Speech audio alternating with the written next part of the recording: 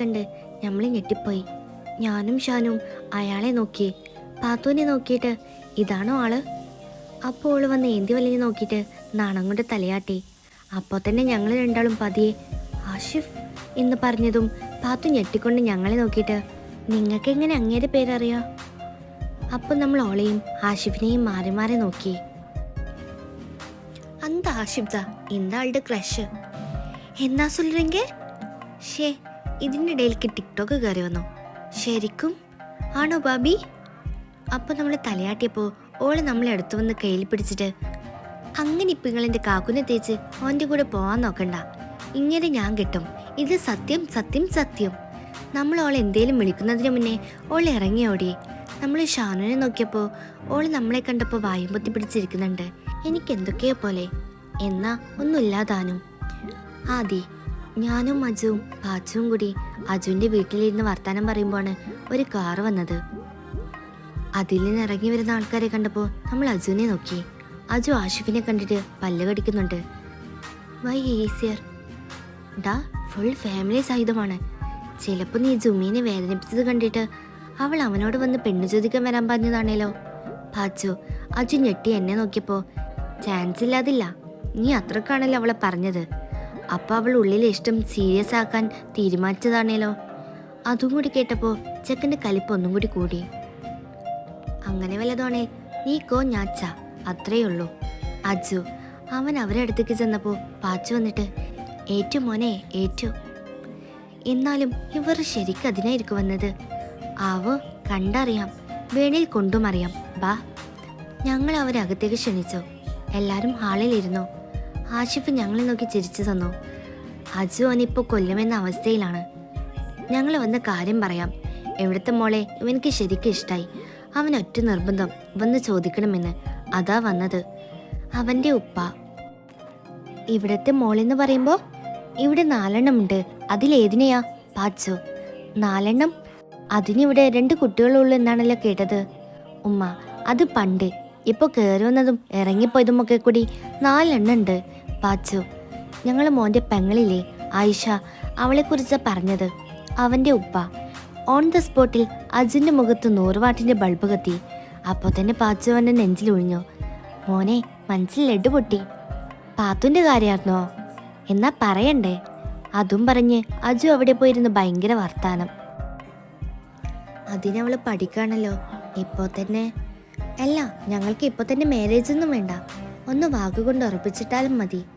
കല്യാണം സൗകര്യം പോലെ 2-3 കൊല്ലം കഴിഞ്ഞിട്ട് മതി. അതിപ്പോൾ ആഷിഫിനെ ഞങ്ങൾക്കറിയാം. അവളെ നിങ്ങളെ കുടുംബത്തിൽ തരുന്നത് കൊണ്ട് പ്രശ്നമൊന്നുമില്ല. പക്ഷേ അവളെ സമ്മതം വേണം. പിന്നെ ഉപ്പ നാട്ടിലില്ല, ഉപ്പാടയും കൂടി. അതൊക്കെ അങ്ങനെ തന്നെ മതി. ഞങ്ങളൊന്ന് വന്ന് കാണാൻ വേണ്ടി. അല്ല, മോളെ കണ്ടില്ല. അപ്പോൾ തന്നെ പാത്തുവും ജുമിയും ഷാനുവും കൂടി വന്നു. ജുമിയുടെ മൊന്ത വല്ല കടന്നൽ കുത്തിയ പോലെയുണ്ട്. ബാക്കി 2 കിണിച്ചിട്ട് വരുന്നുണ്ട്. അജുവിൻ്റെ ഉമ്മ പാത്തുവിനെ അങ്ങോട്ട് കൊണ്ടുപോയി. ഷാനു എൻ്റെ അടുത്ത് വന്ന് നിന്നു. ജുമി അവരുടെ അടുത്തേക്ക് ചെന്നു.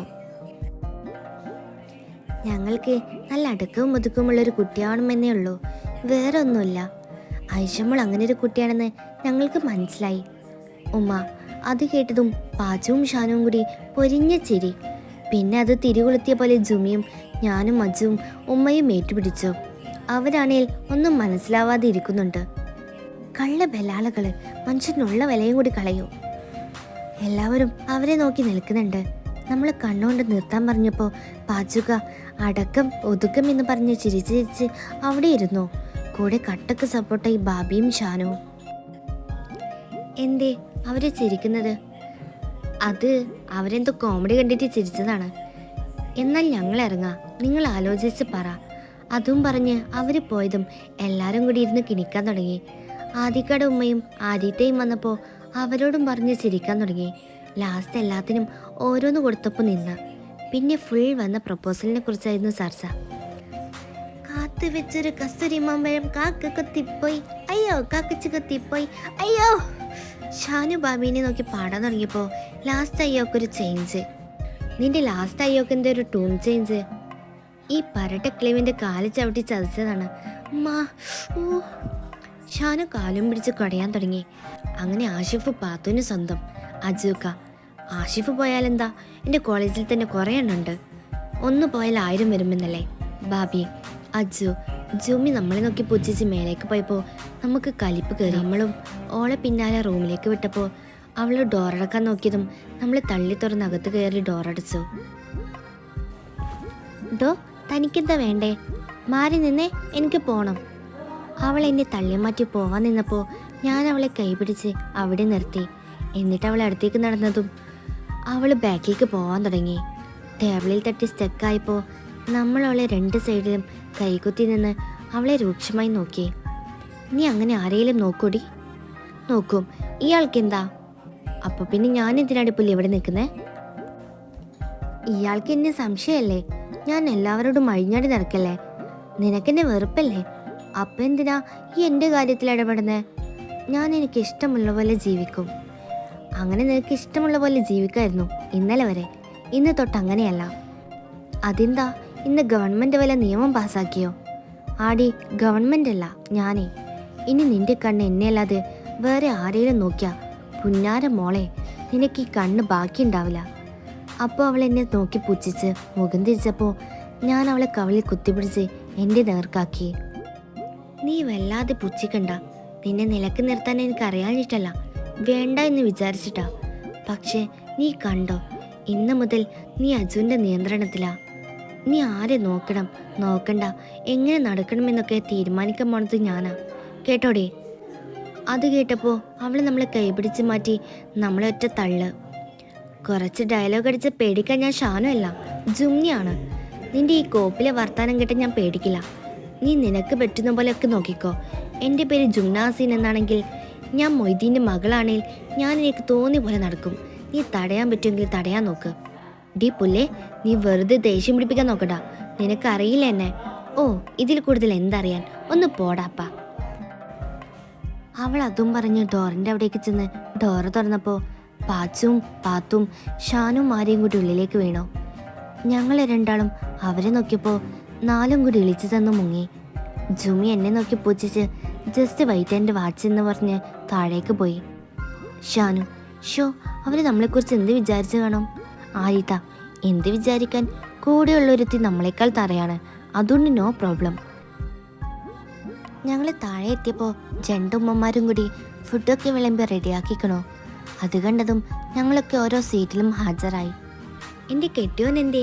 അങ്ങേരെ കാണാനില്ലല്ലോ. അവൻ ഓഫീസിൽ പോയി, എന്തോ അത്യാവശ്യമുണ്ടെന്ന് പറഞ്ഞു.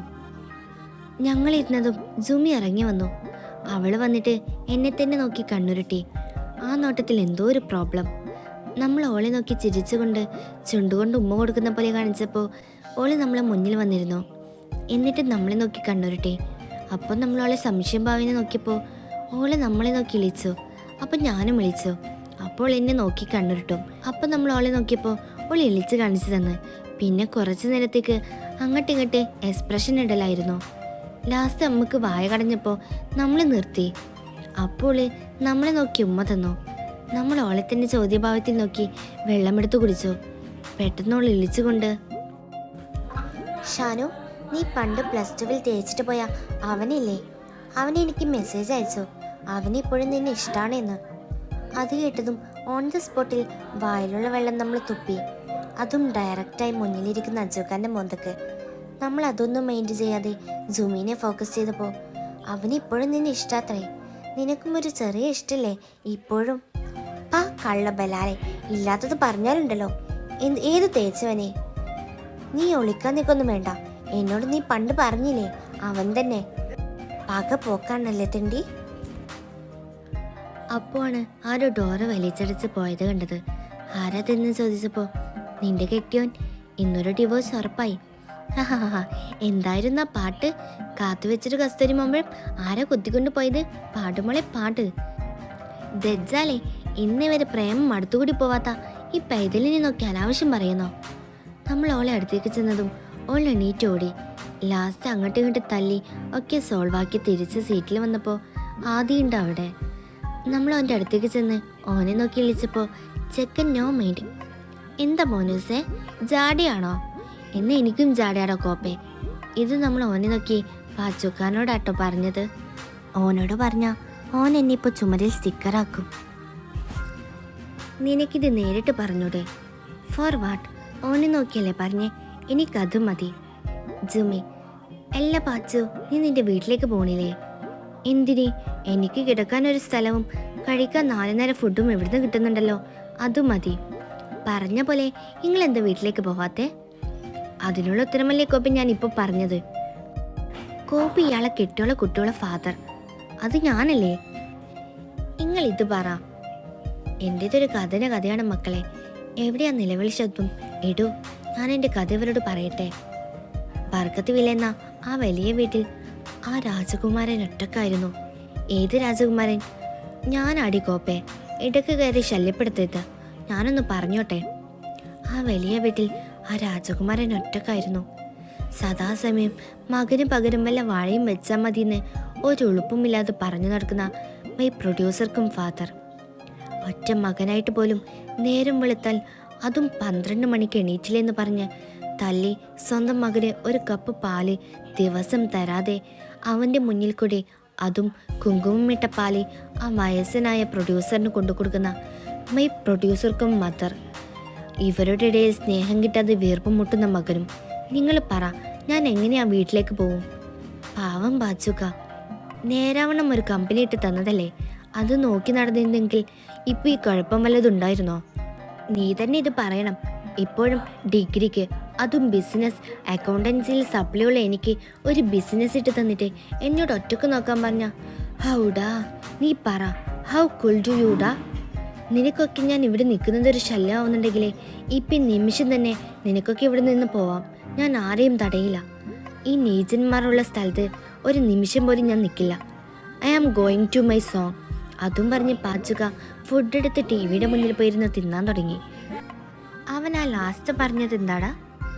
I am going to my song. ഞാൻ എൻ്റെ പാട്ടിന് പോവാണെന്ന്. നിങ്ങളിത്ര നീചന്മാരാണെന്ന് ഞാൻ അറിഞ്ഞില്ല. ഞാനും പോവാ. ഷാനു അതും പറഞ്ഞ് ഫുഡ് എടുത്ത് പോയപ്പോൾ ഞങ്ങളും അവളെ പിന്നാലെ പോയി. ഞങ്ങൾ പാച്ചുക്കാൻ്റെ അടുത്ത് ചെന്നിരുന്നപ്പോൾ ഹൗ ഈസ് മൈ ആക്ടിങ്? പക്ക ബോറായിരുന്നു. ഞങ്ങൾ കൂടി സപ്പോർട്ട് ചെയ്തുകൊണ്ട് വല്ലതുമായി. അപ്പോൾ തന്നെ ബെല്ലടിച്ചതും ഞങ്ങളെല്ലാവരും കൂടി അങ്ങോട്ട് നോക്കി. ഒരു മരണമണിയല്ലേ ആ മുഴങ്ങുന്നത്. ഉമ്മ പോയി ഡോറ് തുറന്നപ്പോൾ എളിച്ചുകൊണ്ട് കയറി വരുന്ന 2 ഏഷ്യൻ പെയിൻസിൻ്റെ മോഡൽസിനെ കണ്ടപ്പോൾ ഞങ്ങൾ വായും പൊളിച്ച് നിന്നു. മരണമണി തന്നെയാ നിങ്ങളെ രണ്ടിൻ്റെയും. ആ വന്നത് ആരാന്നറിയോ? നിൻ്റെയൊക്കെ കോമ്പറ്റീഷൻ ഐറ്റംസ് ആണ്. ഇനി നിൻ്റെയൊക്കെ കാര്യം ഹുദാഹവ. ഓൾ എന്നെയും ഷാനുനെയും നോക്കി പറഞ്ഞപ്പോൾ ഞങ്ങൾ ഓളെ നോക്കി പേടിപ്പിച്ച് അവരെ നോക്കിപ്പോണ്ട് ആ 2 ഞങ്ങളെ കെട്ടിയവന്മാരെ കയ്യും പിടിച്ച് നിൽക്കുന്നു. ഷാനു, ജുമി, അറ്റാക്ക്.